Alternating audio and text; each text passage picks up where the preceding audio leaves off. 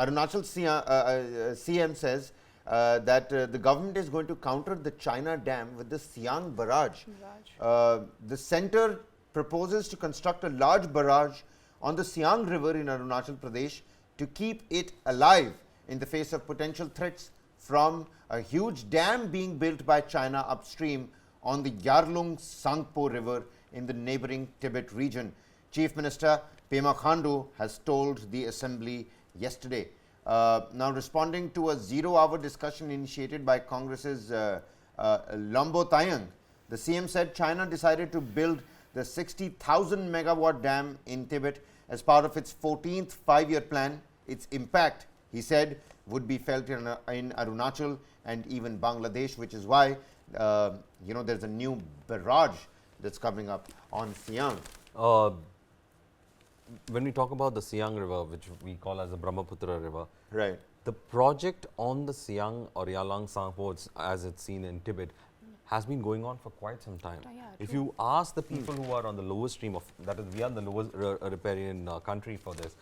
In Arunachal Pradesh, they have been actually finding out that construction material and cement has been flowing in, which is to say that this huge dam is coming in. We have already raised our concerns with China. Brahmaputra is the lifeline when it comes to the northeastern states. And China seems to be trying to, build a dam over there that tends to be used or weaponized to go ahead and strangle the northeast.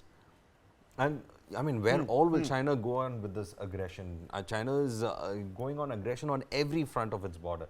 So the Chinese have been saying that it's a run of the mill kind of a water kind. It's a run of a water kind of a dam where the water keeps flowing to generate electricity and doesn't divert. But there are experts who are concerned that the actual plan of the Chinese dam is to divert the river's waters towards the parched areas of Tibet.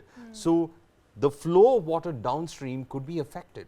Absolutely. I'm reading right here. Take a look at this and look at the chance. It says, amid China muscle flexing, Prime Minister slams might is right culture. Unilateralism can disrupt supply chains. Even as Bharat Mandapam, and we're already showcasing all those visuals of how Delhi is almost ready for the G20. The Prime Minister says that might is the right culture to go about it, and I think that's what the Arunachal CM is also doing. I'm reading here. It says the Arunachal CM said that he would visit the Siang Valley on Thursday to request the villagers to cooperate with the central authorities and allow a survey and other groundwork for the proposed barrage. Once the survey is completed, the center can give us a clearer picture of the matter. But it seems like with the Vibrant Villages program, what Amit Shah has also been doing, under his leadership in the home at the helm of affairs in the Home Ministry, response has been a little more swift, a little more quicker when we're trying to tackle China on all these fronts. Well, the Chinese, this might is right kind of a thing. I just remind that China just seems to be throwing its weight around. It's just throwing its weight around its neighbors. It says that our terms or no terms at all. This is the kind of might that they are trying to put. Of course, the Chinese have a huge financial might. They are the second largest economy of the world, and they are on the verge to become the largest in the coming days. But the fact remains is that they are also an aggressive, expansionist power that needs to be checked. And I think it was high time that India responded to that aggression with aggression. And that is what India is actually trying to do. Like, there is going to be active survey if the water is getting diverged or not. Right.